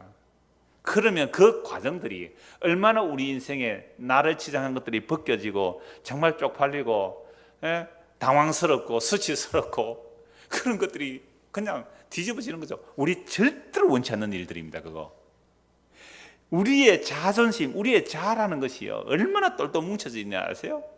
이걸 위해서 평생을 살았는데 그거 깨지는 거 절대 원치 않아요. 내가 교회 다닌다는 사실을 절대로 알리지 말라. 왜 그래요? 쪽팔리니까. 그게 이순신 신에 그래요. 정말 우리가 악에서 떠나기를 싫어하는 내용들이 뭔지를 보십시오. 그래서 악에서 떠난다는 것은 우리 인간은 불가능하기 때문에 주께서 우리를, 우리 인생길을 뒤집어서 전복시켜서 완전히 뽀록나게 만들어요. 부끄럽게 만들어버린단 말이죠. 그렇게 되어야만 예수 그리스도를 옷 입게 되죠. 예? 그렇게 되어야만 예수 그리스도를 옷 입는단 말이에요. 20절입니다. 지혜로운 자와 동행하면 지혜를 얻고 미련한 자와 사귀면 해를 받느니라. 우리말로는 이걸 뭐라고 하면 되죠? 근묵자흑. 묵을 가까이 하면 뭐 검은 것은 묵게 마련이잖아요. 자, 그런 얘기가 아니죠. 무슨 얘기일까요? 이것도 뭐 세상에서는 얼마든지 친구 잘 사귀라라고 말을 하겠지만은 이 얘기는 지혜로운 자와 동행하면 지혜를 얻고 미련한 자와 사귀면 해를 받느니라고 했을 때에 우리의 사람들의 사귐의 관계를 한번 보란 말이죠. 도대체 우리는 어떤 사람과 사귀를 원하느냐? 지혜로운 자와 동행하면 지혜를 얻고 미련한 자와 사귀면 해를 받는다 그럴 때에 우리는 세상의 이해를 따라가지, 저 사람과 내가 사귀면 무슨 이해 득실을 따지며 따라가지, 저 사람과 사귀어서 정말 지혜의 문제, 생명의 문제, 진리의 문제에 사귐이 있는가, 이렇게 동행하는지 한번 따져보시길 바랍니다. 지혜로운 자와 동행하면 지혜를 얻게 되고 미련한 자와 사귀면 해를 받는. 그럼 미련한 자는 아까 19절은 어떤 사람이에요? 악에서 떠나는 길을 싫어하는 자잖아요. 그런 사람들 한번 사귀어 보세요. 끊임없이 이제 자기 의를 구축해 나가다가 예수님하고 멀어지는 거겠죠. 또 경계를 받아들이지 않는 자가 되겠죠. 자기의 미련한 것으로 행하는 사람들이겠죠. 이렇게 연결이 다 하나하나 연결은 또 하나로 다 연결이 되는 겁니다. 21절입니다. 재앙은 죄인을 따르고 선한 봉은 의인에게 이르느니라. 이거 마치 인과응보 같지요. 그렇죠? 인과응보 보세요. 재앙은 죄인을 따르고 선한 봉은 의인에게 이르느니라. 인과응보처럼 보입니다. 그런데 겉으로 보면 아까도 그랬죠. 겉으로 보면 안 된다 그랬잖아요. 어떤 사람 막 재앙을 당하는데 그게 죄인의 모습, 죄로 인한 재앙이 아니라 하나님의 의를 위한 핍박일 수 있잖아요. 그리고 선한 봉은 의인에게 이르는다. 그럼 어떤 사람은 아주 뭐 재앙을 안 받는 사람이 있잖아요. 그런데 그것이 악인을 내버려 두신 결과도 된단 말이죠. 그러니까 우리가 잠언서 지금 13장까지 오면서 율법의 압축이라는 말씀 많이 들었죠. 한 절 한 율법의 압축에. 그러니까 율법의 압축을 율법대로 풀어버리면 안 된다는 거죠. 그래서 이걸 궁극적으로 한번 밀어붙여 봅시다. 결국은 재앙은 죄인을 따르는데 죄인이 결국 궁극적인 재앙은 뭐예요? 예수의 생명에서 끊어지는 거잖아요. 둘째 삶에 들어가는 것이 죄인의 재앙이잖아요. 선한 봉은 뭘까요? 이 땅에서 핍박을 받고 고난을 당하고 환난을 당할지라도 그 결국이 뭐예요? 예수의 생명 안에 들어가는 거. 이것이 선한 봉이잖아요. 이렇게 정리가 안 되어 있으면 이걸 또 율법적으로 해석해 가지고 봐라, 네 착하게 살면 선한 봉을 받고 나쁘게 살면 너가 재앙 받아. 이런 얘기를 누구도 다 해요. 세상 사람도 다 하는 얘기잖아요. 그걸 잠언서에서 이렇게 성경으로 기록해 놨을까요? 솔로몬이 성령의 감동으로 이런 기록을 그렇게 해놨을까요? 세상 사람 다 하는 이야기를. 그러니까 성경을 가지고 어떤 사람은 율법주의로 빠질 수밖에 없어요. 성경을 가지고, 똑같은 성경을 가지고. 그래서 아까 본 말씀 15절 다시 보십시오. 선한 죄는 뭘요? 은혜를 베풀거니와 사악한 자는 길은 험악해요. 성경을 가지고 하나님의 은혜로 해석이 안 되면 이건 우리는 다시 또 율법 안으로 들어가는 저주 아래의 길로 걸어갈 수밖에 없다는 말씀입니다. 22절입니다. 선인은 그 산업을 자자손손에게 끼쳐도 죄인의 재물은 의인을 위하여 쌓이느니라. 이 말씀도 보면요, 성경에 또 잠언서와 전도서 이런 말씀이 많아요. 악인이 막 재산을 쌓았는데 확 무너져 가지고 그 재산이 누구에게로 간다고 그래요? 의를 위해 사용된다. 근데 세상 보니까 그렇습니까? 아니 뭐 대대손손 부자는 부자더라고요. 뭐 확 망해가지고 착하게 사는 저 같은 사람에게 미안합니다만 좀 이래 주면 내가 돈 좀 잘 쓸 텐데. 여러분 죄로 비유되지만 여러분들이 그런 적용 안 해보셨어요? 여러분 돈 많이 주시면 잘 쓸 자신 있죠? 예. 근데 안 주신단 말이에요. 왜? 주면 마음이 달라지거든요. 그런데 보세요. 뭐 몇 대로 잘 사는데, 그러면 이것도 보세요. 착하게 산 사람이잖아요. 그런 사람은 그 산업을 자자손손에게 끼쳐주고 죄인의 재물은 의인후에 쌓인다. 그러면 대한민국에 지금 부자가 2대 3대 가는 사람들 많잖아요. 그럼 그들이 착하게 그 산업을 이어서 2대 3대 물려주는 거예요? 아니에요. 세금 포탈하고 분식 회계하고, 그래서 다 그 뭐 회장 승계하기 위해서 뭐 였던, 지금 이재용 씨가 어디 가 있습니까? 그 선하게 해서 그래요? 잘못해서 가요? 잘못해서 가는 거예요. 자기가 회장 승계하기 위해서 그런 거 아니에요. 그럼 그 사업이 확 망해가지고 여기 여러분 착하게 사는 여러분들이 팍 넘어와야 되는데 별로 안 넘어오잖아요. 이렇게 해서는 안 되잖아요, 이것도. 그래서 이 세상에서 이 기업, 산업이라는 게 막 우리가 회사의 산업으로 생각하는데요. 여러분 세상에서 가장 오래된 기업이 몇 년 된지 아세요? 아일랜드에 있는데 900년 됐대요. 그 가업이 900년 됐대요. 그 다음에 800년, 700년, 그러니까 10대 장수한 기업, 그러니까 1위부터 10위까지 오는데 10위가 503년 됐대요, 기업이. 그러니까 10개 기업이 자자손손 물려서 900년을 이은 게 최고 오래고, 이제 10번째가 503년인데 그 10개 기업 중에 7개가 일본에 있어요. 그러니까 일본에는 우동을 하나를 끓여도 어떻게 해요? 5대째 우동집, 10대째 우동집 그러잖아요. 우리는요, 아버지가 우동장 사면 쪽팔린다고 나는 아버지 우동회가 돈 벌어준 거 그거 가지고 해가지고 돈 벌어가지고 이제 딴 사업 다 망하죠. 그러니까 그런 정신은, 그죠? 장인 정신은 이제 7개가 일본에 있대요.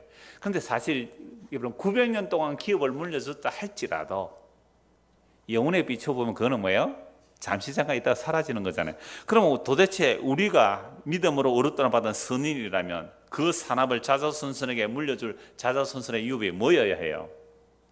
나의 영원하신 기업, 생명보다 귀하다. 우리 생명보다 더 귀한 유업을 물려줘야 되잖아요. 이게 뭐예요? 예수 그리스도의 십자가의 복음이죠. 이 복음을 물려줘야 그게 자자손손 대대로 영원한 것이지, 무슨 기업 그거 물려준다고 900년 물려줘도 그게 대단한 기업이에요? 왜 그러면 자자손손 왜 물려줘야 다른 자식에게 물려주면 되죠? 엉망진창으로 자란 그 자식 재벌 회장 만들려고 온갖 불법을 다 하는, 그게 무슨 자자손손 기업을 물려주는 영광이에요. 엉터리죠. 그래서 이런 말씀도 영원한 생명의 빛으로 봐야 돼요. 23절, 가난한 자는 밭을 경작함으로 양식이 많아지거니와 불의로 말미암아 가산을 탕진하는 자가 있느니라. 세상의 일반적인 교훈으로 봐도 또 되죠. 이것도 가난한 자는 부지런히 밭을 경작하면 양식이 많아진다. 그런데 불의로 말미암아 가산을 탕진하는 자도 있다라고 말합니다. 그런데 그렇게만 보면 안 되죠. 이게 가난한 자가 밭을 경작한다는 것을 영적인 양식을 구하는으로 보셔야 되죠. 문자대로 보면 안 돼요. 부지런히 영적 양식을 구해야 돼요. 그러면 영적 양식을 누가 구하게 되겠습니까? 그럼 영적 양식 언제 누가 구하게 돼요?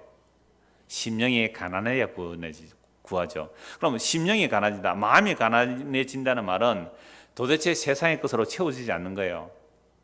아무리 재물을 사도 그거로 만족할 수가 없잖아요. 세상에 재미가 없어요.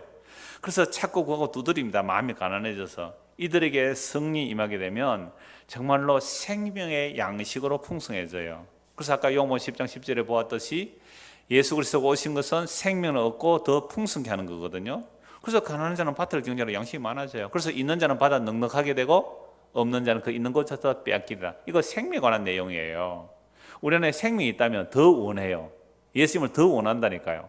그러면 생명이 더 풍성해져요. 근데 우리 안에 생명이 없는 사람은 말씀 듣기 싫어해요. 생명에 관한 이야기 싫어요. 그러니까 점점 가난해지는 거죠. 의에 줄이고 목마른 자가 복이 있다 그랬잖아요. 그들은 정말 찾고 구하고 두드리는 것이 성령이 임하게 되면 자기 죄가 뭔지를 알고 예수를 믿게 되죠. 예수를 믿음으로 그 생명이 뭔지를 알고 그 생명의 풍성의 무엇임을 알게 되는 것. 25절 먼저 보겠습니다.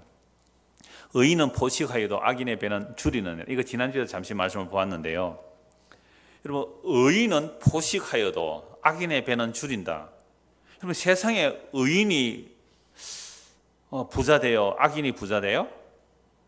악인이 부자 돼요. 그래서 시편 73편에 나오자 하나님께서 악인은 형통하고 의인은 왜 고난받는가, 그런 항의가 나온 욥기도 그런 내용을 담고 있어요. 이런 이야기들인데, 그럼 의인이 포식한다. 지난주에도 잠시 말씀을 드리는데, 의인이 뭐에 줄여야 됩니까? 의인은 의에 줄이죠. 그죠? 의인은 의에 줄인단 말이죠. 그럼 의인이 의에 줄이면 뭐로 충만히 채워져요? 의로 충만히 채워지는 거죠. 그럼 의는 우리에게 만들어낼 수 없기 때문에 의에 줄인 자는 의의 원천이시 예수 그리스도로 인하여 포식하는 거죠. 예수님이 나의 의가 되잖아요. 아니, 우리가 예수를 믿는다는 것은 우리가 하나님께로 나왔다면, 예수님도 하나님께로 나와서 예수님 우리의 뭐가 되어주세요? 우리의 의가 되어주시고 지혜가 되어주시고 거룩함이 되어주시고 구원함이 되어주잖아요. 그러니까 의인은 예수님으로 포식해요. 악인은요, 늘 줄여요. 악인은 줄여요. 왜? 의가 없기 때문에 줄인단 말이에요. 오리게네스, 흔히 오리겐이라고도 합니다. 오리겐이 그 신명기 강의를, 레위기 강의를 하면서 이 말씀을 인용했는데요. 오리겐은요, 185년에서 230년, 그러니까 2세기, 3세기 살았던 사람이에요. 지금부터 1900년 전의 사람이란 말이에요. 이 오리겐이라는 것은 알렉산드리아 학파의 아주 유명한 신학자였습니다. 그러니까 이 당시 오리겐, 이 어리던 사람은 이제 교부라 그러는데, 이단들이 오니까 이제 이렇게 막는 역할도 많이 하죠. 이 오리겐이 이 본문을 어떻게 해석하는지 제가 한번 읽어드릴게요, 그대로. 그러니까 지금 1900년 전에 잠언 13장 25절을 해석한 내용이에요. 의인이 먹으면 자기 영혼을 만족시키지만 불경한 자들의 영혼은 허기가 된다. 이건 분도출판에서 나온 그 주석이기 때문에 뭐 하나님 되다, 그냥 저는 하나님으로 이렇게 바꾸고 부를게요. 자, 의인이 먹으면 자기 영혼을 만족시키지만 불경한 자들의 영혼은 허기가 된다. 이 구절을 문자적 의미로 이해한다면 잘못된 말처럼 보일 것이다. 불경한 자들의 영혼은 열성적으로 음식을 취하며 만족을 추구하지만 의인은 배고프기 때문이다. 불의한 자들은 열성적으로 먹을 걸 챙긴다 이 말이죠. 그런데 의인은 배고프다. 끝으로 바울은 의인이었으면서 지금 이 시간까지도 우리는 줄이고 목마르고 헐벗고 매를 맞습니다. 고린도서 4장 11절. 또 굶주림과 목마름 잦은 결식에 시달렸습니다. 고린도서 11장 27절. 그런데 어째서 솔로몬은 의인은 자기 영혼을 만족시킨다고 할까요? 의인은 중단 없이 늘 살아계신 빵을 먹으며 하나님의 말씀과 그분의 지혜이신 천상 음식으로 자기 영혼을 채우고 만족시킨다는 것을 생각한다면 의인이 하나님의 복에서 풍족하게 빵을 먹는다는 것을 알게 될 것입니다. 언제 설교한 거라고요? 1900년에 이렇게 설교했잖아요. 그런데 1900년이 지나면 이보다 더 나은 설교가 나와야 되지 않습니까? 그런데 오늘 이 땅에 교회는 하나님을 잘 섬기서 의인이 되면 뭘 받는다 그래요? 썩어질 빵도 얻는다 그러잖아요. 썩어질 빵도. 아니에요. 영원한 생명의 양식이 풍성해지는 겁니다. 오늘 마지막 말씀 24절입니다. 이게 오늘 설교 제목으로 삼았는데요. 매를 아끼는 자는 그의 자식을 미워함이라.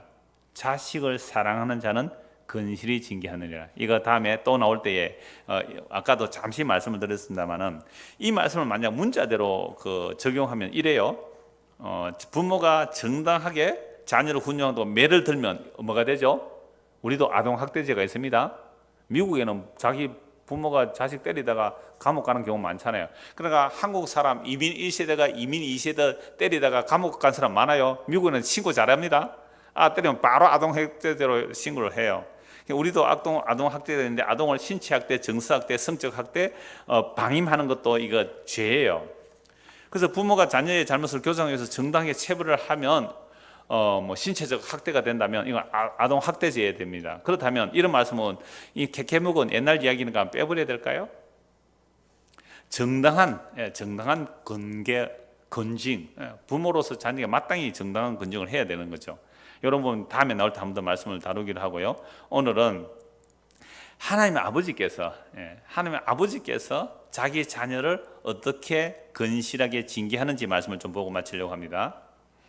다시 24절 보십시오. 매를 아끼는 자는 그의 자식을 미워함이라. 그럼 여기서 아버지가 하나님이라고 생각합시다. 자식은 우리라고 합시다. 하나님께서 우리를 사랑하시면 어떻게 해야 돼요? 근실히 징계해야 되죠. 근데 하나님께서 우리를 사랑하지 않으면, 미워하면 어떻게 해요? 매를 되지 않겠죠. 하나님 우리를 사랑해요, 사랑 안 해요? 사랑하시죠. 그런데 하나님 우리를 사랑한다 할 때 우리는 또다시 세상에서 말하는 사랑의 개념으로 하나님의 사랑을 이해해요. 하나님 날 사랑한다면서요. 네, 그래 사랑하지. 사랑하는데 왜 날 이렇게 괴롭게 해요? 이게 이스라엘 백성이 하나님께 따진 내용이에요. 하나님께서 선지자를 통해 내가 너를 사랑한다 그러니까 하나님 우리나라가 이만 이꼴인데 뭘 우리를 사랑해? 과모 대질래요. 그때 하나님 뭐라고 대답하세요? 내가 에서는 미워하고 야곱은 사랑했다. 이게 하나님의 대답이에요. 에서는 고난 당한 적이 없습니다. 에서는 단 한 번 고난 당했다는 말이 없어요, 성경에. 정말 승승장구했거든요. 아버지 아브람보다 더 부자였어요. 아브람은 318명의 사병이 있지만 에서는 400명의 사병이 있었어요. 아브람보다 더 부자로 살았어요. 에서는 족장이에요. 왕과 같이 살았어요. 그런데 야곱은요 70세가 넘어서 도망가서 죽을 고생하고 얼마나 힘들어. 그래서 야곱은 나중에 이렇게 고백하죠. 내가 험악한 나그네 손을 보냈다. 그런데 하나님은 야곱을 사랑했대요. 그러니까 사랑한 야곱은 허리까지 분질려서 생명의 길, 약속을 붙드는 그 길로 만드는 것, 이게 하나님이 뭐예요? 사랑이에요. 그러니까 야곱은 죽을 고생을 하죠. 에서는 하나도 고생 안 해요. 이게 하나님의 사랑입니다. 에서는 미워하고 야곱은 사랑했다. 그러니까 미워하는 에서에게는 하나님께서 매를 들습니까? 안 듭니까? 안 들어요. 사랑하는 야곱은요 매를 얼마나 들어대는지, 매를 여기서 근실이 매를 든다. 근실이 근면성실하게 매를 드세요. 근면성실하게 매를 드세요. 사랑하는 자에게. 여러분 이거요 성도라면 이거 다 체율하고 체험하며 가는 거예요. 정말 미칠 것 같아요. 이건요 환경으로도 우리에게 매를 들어요. 내가 소원하는 바가 안 돼요. 환경만이 아니에요. 정말 말씀 앞에 서게 되면 정말 날마다 매를 맞아요. 근실하게 매를 때리는데 이게 미련해서 못 알아듣는 거예요. 우리 안에 육체의 소유 있고 성령의 소유 있어요. 정말 성령이 우리에게 임하면 날마다 우리를 근실하게 징계하세요. 근데 그걸 무시하고 산다니까요. 말 안 듣는 자식이 부모 말 안 듣듯이 그렇게 도망가요. 그러니까 하나님의 사랑하는 자를 반드시 징계를 하셔야 돼요. 누구는 15장에 탕자 얘기 나오잖아요. 아버지 유산 가로채는 놈, 살아있을 때 아버지 유산 달라는 그 불효자식이잖아요. 아버지 유산 다 줘요. 허랑방탕하고 다 날라먹습니다. 근데 마침 그 땅에 뭐가 와요? 기근이 와요. 가난하고 추려 돼지 먹는 음식으로도 배를 못 채워요. 그제서야 비로소 내가 하늘과 아버지께 죄를 지어 사오나. 그래서 아들의 자격은 없지만 아버지 집에 품꾼이라도 여기달라고 하는 그 가난한 마음, 그 낮춰진 마음, 그죠? 마음이 낮아진 마음. 그렇게 해서 아버지로 갈 때 아버지는 어떻게 해요? 아들로 맞이해 주죠. 그러면 저는요 그 아버지가 그 땅에 기근 보냈다고 해요. 그 아버지가 하나님이잖아요. 그럼 하나님이라면요 그 땅에 기근 보내야 되는 거예요. 시편 105편 한번 찾아봅시다. 시편 105편입니다. 하나님의 약속의 땅에 멀쩡하게 잘 사는 약속의 땅에 왜 기근을 보내는지 한번 보십시다. 시편 105편 16절. 그가 그 땅에 기근이 들게 하사 그들이 의지하고 있는 양식을 다 끊으셨도다.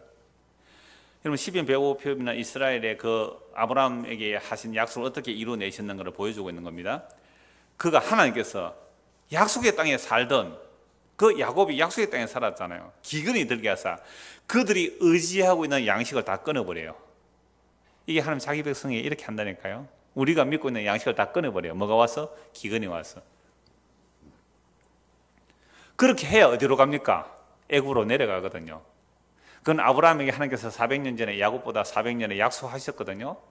너희 후손이 4대 만에 이 땅에 돌아오리라. 그 약속을 이루기 위해서 가나안 땅에서 지금 야곱의 자손들이 머물러 있는데 애굽으로 내려갈 마음이 있어요, 없어요? 전혀 꿈에도 생각 못하고 있습니다. 그래서 하나님의 언약을 400년 지나가 야들 기억해요, 못해요? 못해요. 하나님이 기억하시고 그 약속의 땅에 기근을 보내가지고 할 수 없이 애굽에 내려가도록 만들어요. 하나님 아브라함의 약속, 400년 전에 약속 이거 기억 못해요, 야곱이. 그러니까 먼저 끊어버리고 17절 그가 하나님이죠. 하나님이 한 사람을 앞서 보내셨으며 요셉이 종으로 팔렸더라. 그러니까 야곱은 언제 하나님의 약속을 제대로 알까요?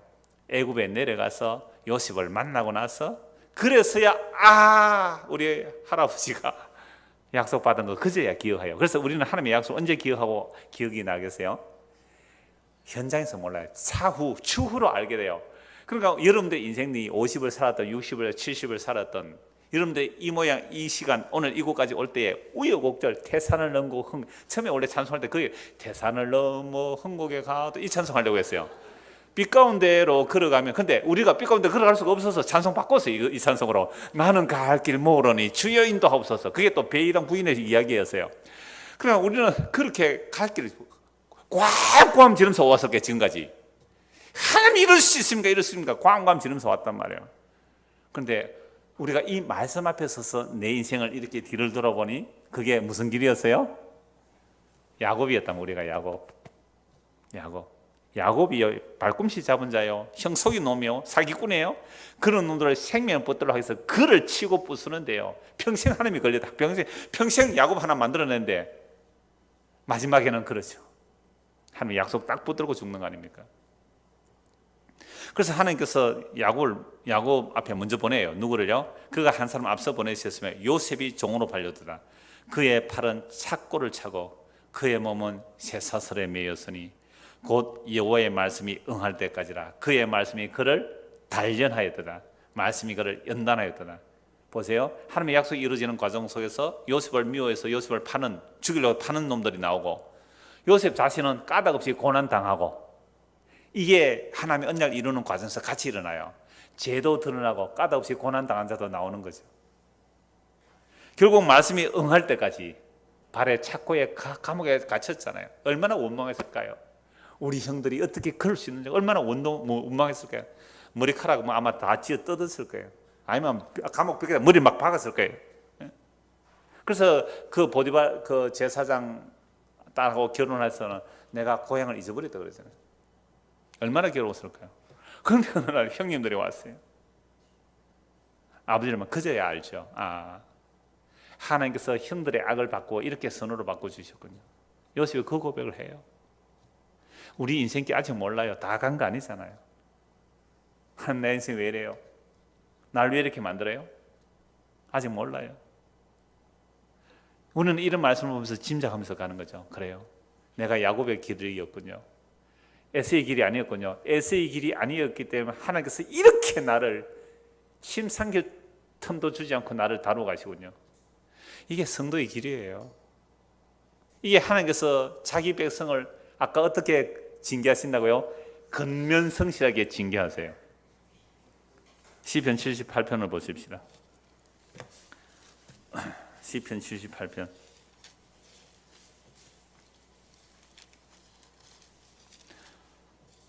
아니 설교를 1시간 정도로 줄이려고 애를 쓰는데 가면 갈수록 자꾸 길어져서 좀 죄송합니다만은 준비하는 거 마치도록 합시다. 시편 78편 29절.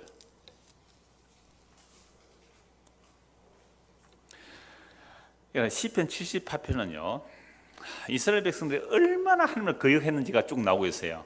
그러함에도 불구하고 하나님 얼마나 성실하게 자기 것을 이루는지가 시편 78편의 내용인데요. 29절 보십시오.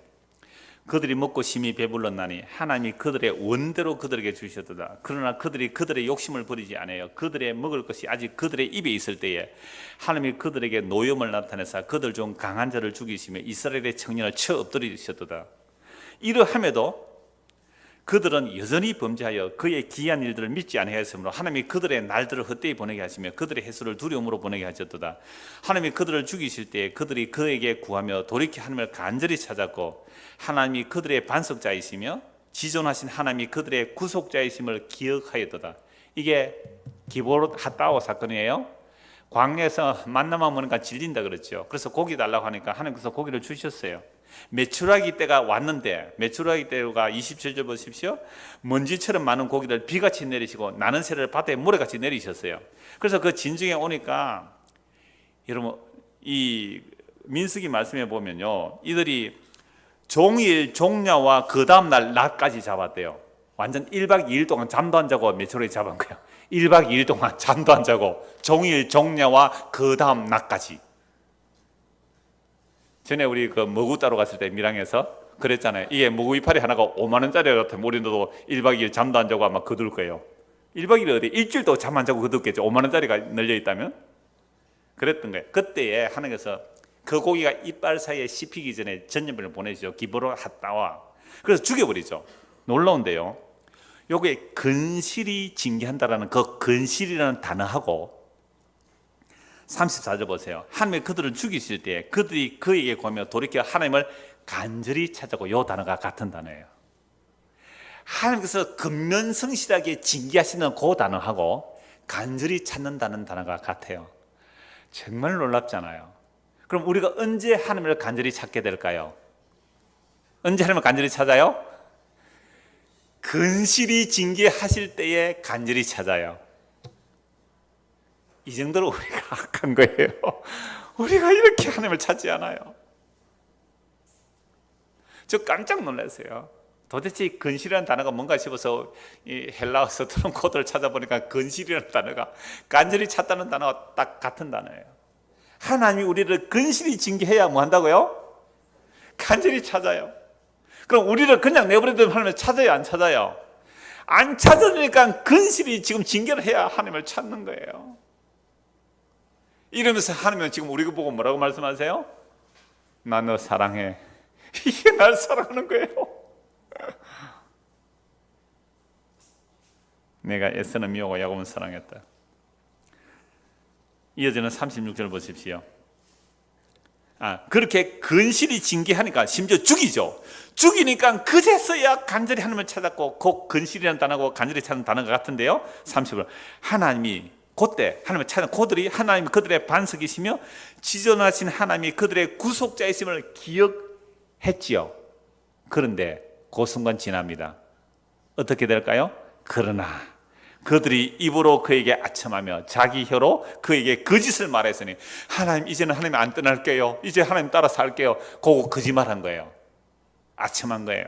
거짓말로 말했으니 이는 하나님께 향하는 그들의 마음이 정함이 없으며 진짜 갈대죠. 여자의 마음만이 아니라 남자의 마음도 똑같아요. 마음이 하나님께 정함이 없어요. 그의 언약에 성실하지 아니하였음이로다. 오직, 그러면 또 심판해야 되잖아요. 그런데 오직 하나님은 긍휼하심으로 죄악을 덮어주시어 멸망시키지 아니하시고 그의 진노를 여러 번 돌이키시며 그의 모든 분을 다 쏟아내지 아니하셨으니 그들은 육체이며 가고 다시 돌아오지 못하는 바람임을 기억하셨다. 우리가 연약하기 때문에 긍휼을 여기시고 불쌍히 여기시고 바람임을 기억하신 거예요. 78편 70절 보십시오. 78편 70절. 이런 자들을 위해서 누구를 보내십니까? 또 그의 종 다윗을 택하. 이 다윗 죽었어요. 그런데 다윗을 택한다 그러잖아요. 그래서 이게 시편도 다윗 언약에 들어가는 거예요. 그의 종 다윗을 택하시되 양의 우리에서 취하시며 젖 양을 지키는 중에서 그를 이끌어내사 그의 백성 야곱 그의 소유인 이스라엘을 기르게 하셨더니 이에 그가 그들을 자기 마음의 완전함으로 기르고 그의 손에 능수감으로 그들을 지도했다. 다윗. 근데 다윗도 실패하죠. 살인 가늠하잖아요. 근데 다윗 언약은 영원하거든요. 그래서 다윗의 아들 솔로몬을 하나님께 어떻게 다루간다 그랬어요? 네가 범죄하면 사울처럼 왕위를 빼앗지 않겠다. 그러나 뭐로 다스린다고요? 사람 막대기와 인생 채찍으로 너를 다스리겠다. 이게 버림받지 않는 자의 모습이고 이게 근실이 징계 하나님의 백성들의 모습이에요. 그래서 하나님께서 다윗 언약을 따라 그래서 아브라함과 다윗이 약속한 예수 그리스도에 오셔서 그 예수님 우리의 목자가 되세요. 이제 목자가 되신 예수님은 우리를 밖에서 인도하는 게 아니잖아요. 어디서요? 우리 안에서 인도하시죠. 우리 안에서 인도해요. 아까도 잠시 말씀드렸죠. 우리 안에 오신 그리스도는 그리스도의 영이라 그러고 성령이라 그래요. 보혜사라, 또 다른 보혜사라 그래요. 성령이 우리 안에 오셔서 근실히 우리를 징계하면서 인도하시는데 우리는 성령의 소욕이 있지만 또 하나의 뭐가 있어요? 우리의 육체의 소욕. 이 둘이 싸워요. 근데 성령은 분명히 우리 안에 정말 우리가 정말로 하나님 은혜로 예수를 믿나 우리 안에 분명히 성령의 소욕이 있거든요. 근데 성령의 소욕을 무시하면서 살아요. 구약 사람들과 똑같아요. 근데 다른 거 한 가지. 구약에는 돌판의 기록에서 가니까 멸망의 길을 그 정죄의 지분에 성령이 이제 우리 안에 있고 새 언약이거든요. 떠나지 않으세요. 끊임없이 말씀하세요. 영원히 떠나지 않고 말씀하세요. 얼마나 근실히 징계하시는지 아세요? 우리는 졸지라도 우리는 잘 때도 우리 안에 계신 성령은 말할 수 없는 탄식으로 기도하고 계세요. 정말 말할 수 없는 탄식으로 기도하고 계세요. 우리가 생명의 길로 가도록, 우리는 늘 엉뚱한 길로 가거든요. 그 길로 가지 못하도록 성령이 말할 수 없는 탄식으로 기도하고 있어요. 로마서 8장에서 예수님 하나님 보좌 우편에서 기도하세요. 그래서 우리가 하나님의 아들을 덧입는 그 합력하여 선을 이룬 그 길로 가는 거죠. 그래서 우리의 육체의 소욕과 성령의 소욕이 싸우고 있는데 우리의 육체의 소욕 늘 성령의 소욕을 무시해요. 그러나 우리 육체는 한계가 있죠. 육체의 소욕의 한계, 성령은 영원한 하나님이세요. 누가 이기겠습니까? 결국은 성령의 소욕이 이깁니다. 그래서 결국 우리를 이 역사에서 우리를 죽이시고 우리를 포기시고 우리를 무너뜨리셔서 예수 그리스도가 내 안에 충만하도록 하게 하셔서 영원한 생명으로 이끄시는 거죠. 이게 성도가 하는 걸음들이죠. 자, 그런데 우리 안에 얼마나 내가 많아요. 이 가짜자들이 온통 가득해. 그때 같아 얼굴을 변장하는 이 가짜거든요. 자아가 가짜예요. 이 가짜 주체, 선악과당 인간의 가짜 주체가 얼마나 가득한지. 내 안에 정말 내가 너무 많아요. 내가 죽은 줄 알았는데 딴 내가 또 있어요. 그러나 깨지죠. 죽은 줄 알았는데 또 딴 내가 또 변장해서 또 나와요. 이게 이런 모기가 갈수록 강력해집니다. 겨울에도 안 죽어요. 모기가 약을 치니까 얘가 면역력이 생겨가지고 살아남아요. 우리의 자아가 이런저런 모양으로 괴물처럼 자꾸 나와요. 그럴지라도 이미 십자가로 완료한 그 사랑이 우리에게 오게 되면 얼마나 우리 속에서 근실하게 징계하셔야 될까요? 그래서 십자가로 완성한 그 사랑을 우리에게 부어주실 때에 그 언약에 신실하시고 언약에 성실하신 그 하나님이 근실하게 징계하셔서 자기 백성을 처소로 삼으시는데 실패가 없습니다. 물론 당하는 우리들은 괴로워요. 당하는 우리는 괴로워요. 그런데 하나님은요, 내가 너에게 좋은 거 줬다라고 하세요. 한 것 보고 말씀 마무리하죠. 시편 119편 75절입니다. 시편 119편 75절. 여러분, 시편 119편은요, 제가 119라고 기억하라 그랬죠. 이 말씀에 대한 찬송이거든요. 우리가 예배당에 딱 오는데 그 119가 두 대가 왔어요. 앞에 큰 차고 뒤에는 응급차가 왔어요. 우리 동 앞바로 싹 들어갔는데 그래서 차가 좀 막혀서 좀 서 있다고 왔는데 갑자기 내리더니 이거 뭐예요? 이거 큰 못 빼는 거 빠루라 그래. 그 빠루하는 큰 거 그거 두 개 두고 막 뛰어가는 거예요. 누가 문을 잠그고 무슨 사고가 일어났는지 뭐 그렇게 가는 것 같더라고요. 무슨 일인지를 모르겠는데 그럼 우리는 와야 돼서 이제 바로 왔는데 여러분 인생의 위기를 겪으면 뭘 불러라?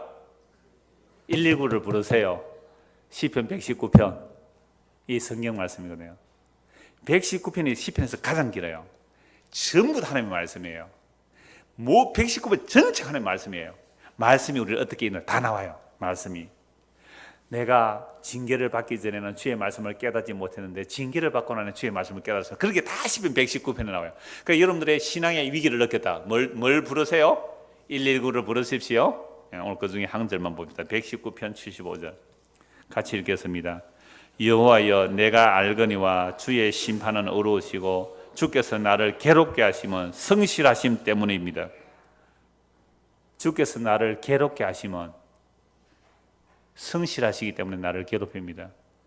하나님께서 성실 안 하다면 우리를 대충 다루다가 버리면 되잖아요. 그래 네 좋을 대로 가라. 나 지쳤다. 나 이제 너에 대해서 포기한다. 그냥 가. 끝이에요. 근데 하나님은 신실하시잖아요. 근실하시잖아요. 하나님은 성실하시기 때문에 우리를 괴롭히셔야 돼요. 언제까지? 이 생명 다하는 그날까지. 이 역사 끝나는 그날까지. 우리의 모습 다하는 것 나를 성실하게 나를 해체시키고 내 안에 영원한 생명을 넣어놓으시는 그것을 하나님은 근실히 징계하시는데 이것을 누구에게 해요? 미워하는 자에게 해요? 사랑하는 자에게 해요? 사랑하는 자에게. 그래서 근실한 징계가 사랑으로 느껴지는 사람이라면 하나님의 백성이에요. 이 길을 믿음으로 갈 수 있는 저와 여러분 되기를 소원합니다. 기도하겠습니다. 하나님 아버지, 성경 말씀을 보면 우리의 본성상 원할 수 있는 내용이 하나도 없습니다. 그러함에도 우리가 이런 말씀에 아멘이 되는 것은 이건 절대로 우리 능력이 아닙니다. 그리스도에서 택하신 자들에게 성령을 부어주시고 우리에게 지혜와 성령을 주셨기 때문에 이런 말씀을 비록 현실에서는 아프고 고통스럽지만 아멘 할 수밖에 없는 것은 주께서 성실하시기 때문에 그러합니다. 주님께서 성실하시게 우리를 괴롭혀 주십니다. 멸망의 길을 가지 못하도록 우리의 길을 막습니다. 때로는 전복시킵니다. 내가 원하는 길로 가지 않도록 다른 길로, 겉으로 볼 때는 멸망의 길 같지만 그것이 진짜 생명의 길임을 알게 하시고 믿게 하시고 이 길로 이끌어 가시니 감사를 드립니다. 우리 생명 다는 그날까지 주께서 성실하심으로 그 생명의 길로 이끌어 주실 것을 믿고 감사를 드립니다.